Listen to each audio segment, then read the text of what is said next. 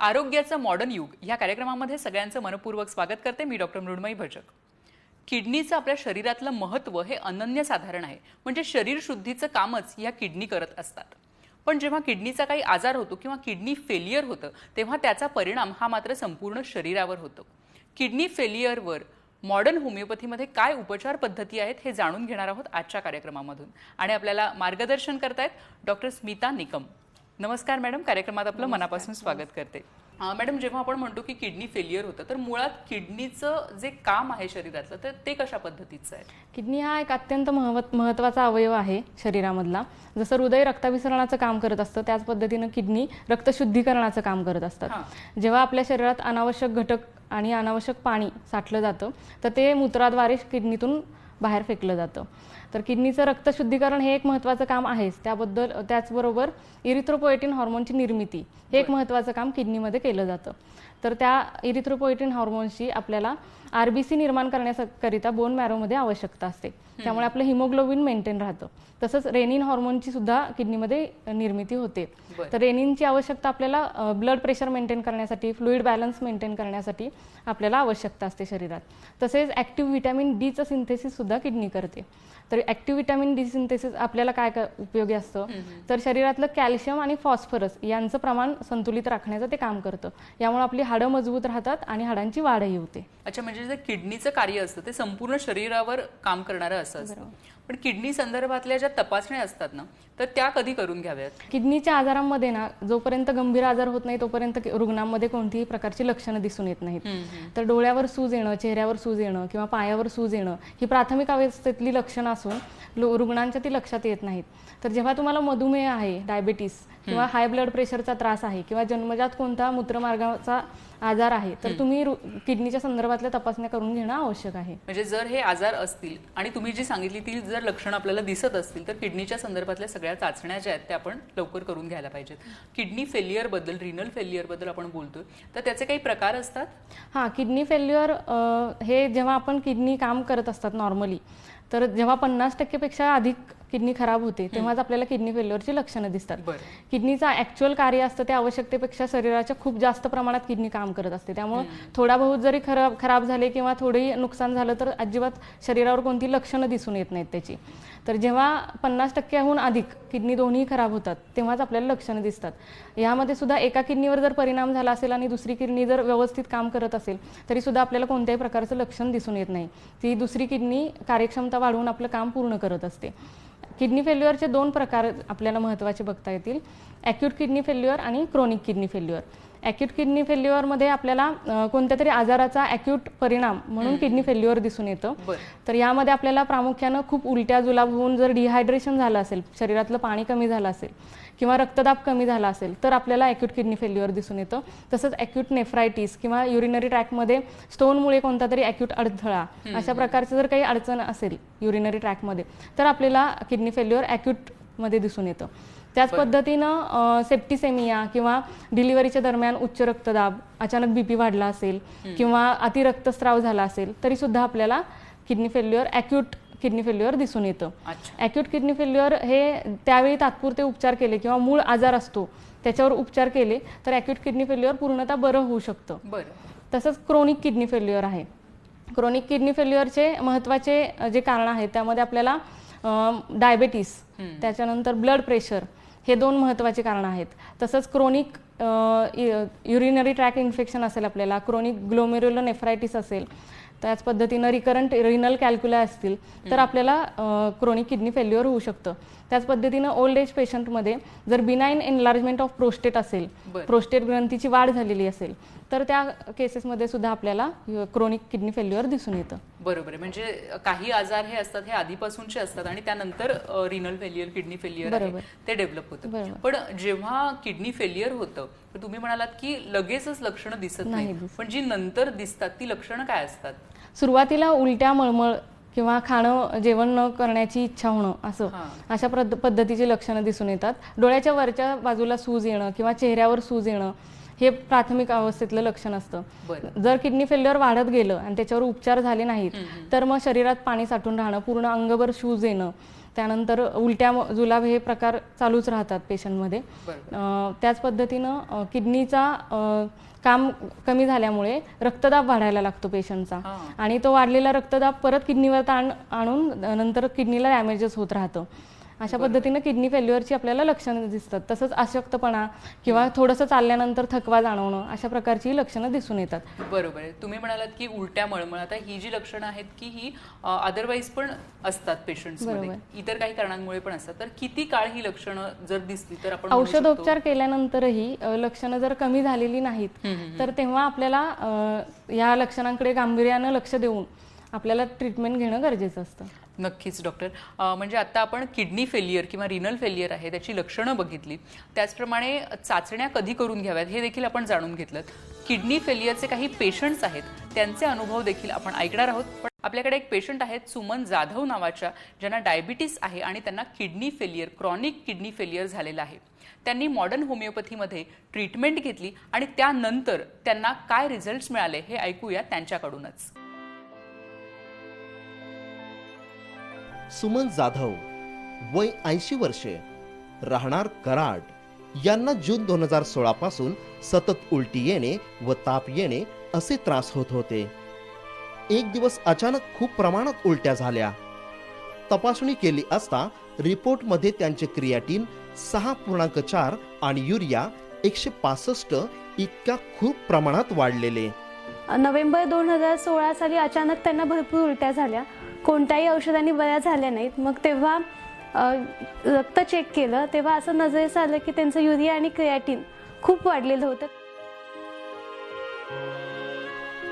Sonography रिपोर्टनुसार तज्ज्ञांनी त्यांना diabetic नेफ्रोपॅथी हा किडनीचा आजार झाला असल्याचे सांगितले. तज्ज्ञांनी त्यांना आठवड्यातून 2 डायलिसिस करण्याचा सल्ला दिला होता. डॉक्टरांनी आठवड्यातून 2 वेळा डायलिसिसचा सल्ला दिला, पण आम्ही डायलिसिस स्टार्ट केलं नाही कारण की त्यांच्या वयाला ते झेपणार नव्हतं. परंतु रुग्णाचे वय जास्त असल्या कारणाने त्यांचे डायलिसिस करणे शक्य नव्हते. म्हणून सुमन जाधव यांच्या नातेवाईकांनी त्यांचे डायलिसिस न करण्याचा सल्ला घेतला. त्यांनी लगेचच नोव्हेंबर 2016 मध्ये मॉडर्न होमिओपॅथीचे औषधोपचार सुरू केले. नोव्हेंबर 2016 साली जसं समजलं तसंच आम्ही त्यांना मॉडर्न होमिओपॅथीची ट्रीटमेंट चालू केली. औषधोपचार सुरू केल्यानंतर 8 ते 10 दिवसातच त्यांच्या तब्येतीत सुधारणा होऊ लागली. एक आठवड्याभरातच असा फरक दिसला की डॉक्टर म्हणाले की डायलिसिस सध्या तरी करायची गरज नाही. आधी म्हणालेली की आठवड्यातून 2 वेळा डायलिसिस केलंच पाहिजे आणि आम्ही डायलिसिस चालूच केलं नाही आणि परत डॉक्टर आम्हाला म्हणालेही नाहीत की आता डायलिसिस स्टार्ट करा. 1 महिन्याभरातच त्यांचे रिपोर्ट खाली खाली येत गेले आणि 6 महिन्यात त्यांचं टोटली रिपोर्ट नॉर्मल आले. त्यांनी परत त्यांच्या स्थानिक तज्ज्ञांकडे तपासणी केली असता त्यांनी आता डायलिसिस करण्याची गरज नसल्याचे सांगितले. शरीरातील युरियाचे प्रमाण स्थिर झाले, क्रिएटिन कमी झाला, HB वाढला. ह्या उपचारामध्ये कुठलेही सलाईन नाही, इंजेक्शन नाही किंवा रक्त काढणे असा काही प्रकार नाही. घरच्या घरी राहून पेशंटला एकदम बरं वाटतं. त्यांना आता पूर्वीचा कोणताही त्रास होत नसून ते मॉडर्न होमिओपॅथीच्या औषधोपचारांसह सामान्य व आनंदी जीवन जगत आहेत. त्या चालू फिरू शकतात. आता जेवण व्यवस्थित जातं त्यांना. आता सगळं साखर कमी आली आहे आणि शुगरच्या गोळ्या पण बंद केले, ते फक्त बीपीच्या गोळ्या चालू आहेत. अशा पेशंटनी सुरुवातीला अगदी डायलिसिस स्टार्ट करण्या अगोदर मॉडर्न होमिओपॅथीला रीच करावं. आताच आपण पाहिलं की सुमन जाधव यांना क्रॉनिक किडनी फेल्युअर झालं होतं आणि मॉडर्न होमिओपॅथीच्या उपचारांनी त्यातून पूर्णपणे बाहेर पडलेले आहेत. क्रॉनिक किडनी फेल्युअर याबद्दल आणखी जाणून घेणार आहोत कार्यक्रमातून. त्याचप्रमाणे सुमन जाधव ह्या आजारातून कशा प्रकारे बाहेर पडल्या त्याविषयी आत्ताच आपण एका रुग्णाचा अनुभव ऐकला, सुमन जाधव यांचा. तर ह्या पेशंट जेव्हा आल्या होत्या मॉडर्न होमिओपॅथीच्या ट्रीटमेंटसाठी, तर तेव्हा कशा पद्धतीने ही ट्रीटमेंट दिली गेली? ते पहिल्यांदा जेव्हा आपल्या क्लिनिकमध्ये आले नोव्हेंबर 2016 मध्ये, तर तेव्हा त्यांना 2-3 ठिकाणी ते डॉक्टरांना दाखवून आले होते. तर त्यांना तुम्हाला डायबेटिक नेफ्रोपॅथी, किडनी फेल्युअर झालेला आहे हे त्यांना डायग्नोसिस सांगण्यात आलेलं आणि तुम्हाला डायलिसिस किंवा किडनी ट्रान्सप्लांट हे 2च उपचार ह्याच्यावर आहेत असं सांगण्यात आलेलं. तर त्यावेळी पेशंटला त्रास काय होत होते, तर उलट्या होणं, मळमळ होणं, जेवण न करण्याची इच्छा न होणं, अशा प्रकारचे त्रास पेशंटला होत होते. तर त्यावेळी डायलिसिस करण्याच्या मनस्थितीत पेशंट नव्हते, कारण त्यांचं वय जास्त होतं आणि ट्रान्सप्लांट हा त्यांच्या केसमध्ये वयाच्या अनुसार करता येण्यासारखं नव्हतं. तर मग मॉडर्न होमिओपॅथीमध्ये आल्यानंतर त्यांचा आपण पूर्ण केस स्टडी केला. तर त्यावेळी त्यांचं क्रिएटिन 6.7 इतकं होतं. आणि आपल्या इथे उपचार सुरू केल्यानंतर अगदी 1 महिन्यामध्येच त्यांचं क्रिएटिन कमी कमी व्हायला लागलं. तसंच पेशंटची लक्षणं सुद्धा कमी व्हायला लागली. त्यांना जेवण जायला लागलं, अशक्तपणा कमी व्हायला लागला त्यांचा. तसंच त्यांचं डेली रुटीन आहे जे नियमित, ते चालू झालं व्यवस्थित आणि पेशंट निरोगी आयुष्य जगायला लागलं. किडनी फेलियरचा जो आजार आहे तो साधारण कोणत्या वयोगटात मोडतो? लहान मुलांपासून वयोवृद्ध लोकांमध्ये सर्वांमध्ये आपल्याला किडनी फेल्युअर दिसून येऊ शकतं. लहान मुलांमध्ये जर जन्मजात कोणता मूत्रमार्गामध्ये जर अडथळा असेल किंवा कोणता अनुवंशिक पॉलिसिस्टिक किडनीसारखा जर आजार असेल तर त्या लहान मुलांमध्ये पण आपल्याला किडनी फेल्युअर दिसून येऊ शकतं. तरुण वयामध्ये ब्लड प्रेशर किंवा डायबिटीस असेल तर त्या पेशंट्समध्ये सुद्धा आपल्याला किडनी फेल्युअर दिसून येऊ शकतं. आणि वयोवृद्ध लोकांमध्ये असेच कोणत्या आजाराचा दुष्परिणाम म्हणून दीर्घकाळ किडनीचं नुकसान होऊन त्यांच्यामध्येही आपल्याला किडनी फेल्युअर दिसून येऊ शकतं. बरोबर आहे. मग ह्या आजाराचं निदान आपण कसं करतो? साधारण ब्लडच्या तपासण्या केल्या जातात सुरुवातीला. त्याच्यामध्ये CBC म्हणजे कम्प्लीट ब्लड काउंट केला जातो. त्याच्यामध्ये आपल्याला हिमोग्लोबिनचं प्रमाण शरीरातलं कळून येतं. जर किडनी काम कमी करत असतील तर हिमोग्लोबिनचं प्रमाण कमी होतं शरीरातलं आणि पेशंटला थकवा जाणवतो. त्याच पद्धतीनं किडनी फंक्शन टेस्ट केल्या जातात. यामध्ये युरिया आणि क्रिएटिनचं महत्त्वाचं प्रमाण बघितलं जातं. तसंच इलेक्ट्रोलाइट्स बघितले जातात. सोडियम, पोटॅशियम, कॅल्शियम, फॉस्फरस यांचंही प्रमाण बघितलं जातं. युरिन रुटीन आणि मायक्रोस्कोपिक असं युरिनची आपण तपासणी करतो. त्यामध्ये युरिनमधून प्रोटीन्स जात आहेत का, अल्ब्युमिन जाते का, युरिनमध्ये शुगर प्रेझेंट आहे का किंवा युरिनमध्ये कोणत्या प्रकारचं इन्फेक्शन आहे का हे बघितलं जातं. तसंच सोनोग्राफी अत्यंत सहज सोपी करता येणारी प्रक्रिया आहे. तर सोनोग्राफी केली जाते पेशंटची. तर त्यामध्ये आपल्याला किडनीचा आकार, रचना किंवा किडनीच्या मार्गामध्ये कुठे अडथळा आहे का हे समजून येतं. आणि जर या तपासण्या करून सुद्धा जर आपल्याला कोणतं निदान दिसत नसेल तर रिनल डॉपलर किंवा इंट्राव्हेनस पायलोग्राफी या तपासण्या केल्या जातात. आणि सर्व तपासण्यांती जर कोणतंही निदान होत नसेल तर किडनीची बायोप्सी करून किडनीचं आजाराचं निदान केलं जातं. तुम्ही मगाशी देखील म्हणालात की अशा पेशंट्सना शक्यतो डायलिसिस ॲडवाइस केलं जातं. तर डायलिसिसला बरेचसे पेशंट्स तयार नसतात. तर डायलिसिस हे प्रचलित उपचार पद्धती आहे आणि दुसरीकडे आहे मॉडर्न होमिओपॅथी. तर काय सांगाल या दोघांची तुलना? मॉडर्न होमिओपॅथीमध्ये आपण OPD बेस्ड ट्रीटमेंट देतो पेशंटना. त्यामुळे फार सोप्या सहज घेता येणाऱ्या च्युएबल पिल्स असतात, त्या तुम्ही कुठेही कधीही घेऊ शकता. पेशंट ट्रॅव्हलिंगमध्ये सुद्धा औषधं घेऊ शकतो. तसंच प्रचलित उपचार पद्धतीमध्ये आपल्याला डायलिसिस करण्यासाठी डायलिसिस सेंटरमध्ये जावं लागतं. ती अतिशय खर्चिक, पेनफुल प्रोसेस आहे. पेशंटला वारंवार डायलिसिस सेंटरमध्ये जावं लागतं. डायलिसिसच्या दरम्यान होणाऱ्या कॉम्प्लिकेशन्सना फेस करावं लागतं. त्याच पद्धतीनं घरातलं फॅमिली लाईफसुद्धा डिस्टर्ब होऊन पेशंटला मानसिक त्रास होतो. त्याच्या अपोजिट म्हणजे आपल्याला मॉडर्न होमिओपॅथीमध्ये आपण OPD बेस्ड ट्रीटमेंट देत असल्यामुळे घरच्या हेल्दी वातावरणात पेशंट राहत असतो. त्यामुळे तो लवकर बरा होतो आणि आजारी असल्याची कोणतीही भावना नसते पेशंटमध्ये. निरोगी आयुष्य, दैनंदिन दिनक्रम सगळा व्यवस्थित चालू असतो पेशंटचा. अशा पद्धतीने आपण मॉडर्न होमिओपॅथीच्या माध्यमातून दैनंदिन जीवनात आनंदी राहण्याचा एक मार्ग उपलब्ध करून दिलेला आहे पेशंटला. नक्कीच. आणि तुम्ही जसं सांगितलं की डायलिसिस ही खूप खर्चिक ट्रीटमेंट देखील आहे. तर मॉडर्न होमिओपॅथीमध्ये जेव्हा रुग्ण ट्रीटमेंट घेतात तर तेव्हा ते खर्चाची तुलना कशी होते? डायलिसिस सेंटर्स अवेलेबल होणं किंवा पेशंटला वारंवार तिथं जायला लागणं हे त्रासदायक असतं. तसंच त्याच्यासाठी येणारा खर्चही खूप मोठ्या प्रमाणात असतो आणि त्यामुळे पेशंट आर्थिकदृष्ट्या खच्चीकरण होत असतं पेशंटचं.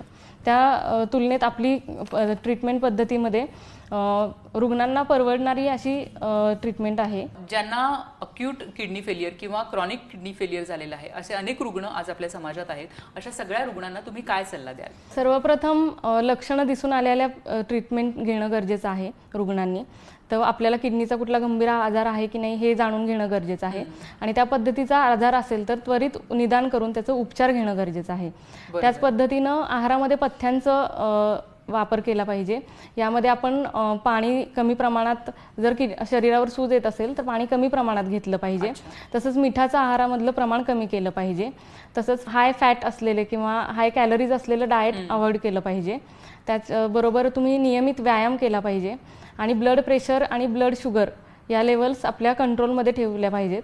बरोबर. आणि ह्या ज्या तुम्ही तपासण्या सांगितल्या म्हणजे ब्लड शुगर आणि ब्लड प्रेशर, तर हे किती फ्रिक्वेंटली चेक केलं पाहिजे अशा रुग्णांना? दर 3 महिन्यांनी आपण तपासण्या करून घेतल्या पाहिजेत या. मॅडम, किडनी फेलियरच्या सगळ्या रुग्णांसाठी मॉडर्न होमिओपॅथीमध्ये काय काय उपचार पद्धती उपलब्ध आहेत? मॉडर्न होमिओपॅथीच्या माध्यमातून आपण रुग्णांना पेशंट ॲज अ होल असं होमिओपॅथिक प्रिन्सिपल्सवर बेस ट्रीटमेंट देत असतो. तर यामध्ये पेशंटची लक्षणं तर कमी होतातच, याचबरोबर पेशंटच्या किडनीची कार्यक्षमता वाढते. त्यामुळे हे अनावश्यक घटक असतात जे युरिया, क्रिएटिन किंवा एक्सेस वॉटर असतं शरीरातलं, तर ते शरीराबाहेर फेकलं जातं. तसंच मॉडर्न होमिओपॅथीची ट्रीटमेंट ही ओपीडी बेस्ड ट्रीटमेंट असल्यामुळे पेशंटला कोणत्याही हॉस्पिटलायझेशनची गरज लागत नाही. तसेच डायलिसिस किंवा ट्रान्सप्लांट हे अत्यंत महागडे असणाऱ्या उपचार पद्धती आहेत, तर त्या आपल्याला टाळता येऊ शकतात. मॉडर्न होमिओपॅथीच्या माध्यमातून आपल्याला ओपीडी बेस्ड ट्रीटमेंट घेऊन हॉस्पिटलायझेशनची कोणत्याही प्रकारची गरज लागत नाही. तसेच पेशंटला आपल्याला डायलिसिस फ्री किंवा किडनी ट्रान्सप्लांट न करता पूर्णपणे बरे करता येते. नक्कीच. धन्यवाद मॅडम आपण दिलेल्या या माहितीसाठी. आणि खरोखरच मला असं वाटतं की सगळ्या रुग्णांसाठी हा एक दिलासा आहे की किडनी फेलियर सारखा जो एक दुर्धर आजार मानला जातो त्यावर देखील मॉडर्न होमिओपॅथीमध्ये उपचार पद्धती उपलब्ध आहे आणि ही यशस्वी उपचार पद्धती आहे. मॉडर्न होमिओपॅथीमध्ये असाध्य आणि दुर्धर रोगांसाठी आणखी काय काय उपचार पद्धती आहेत हे जाणून घेणार आहोत.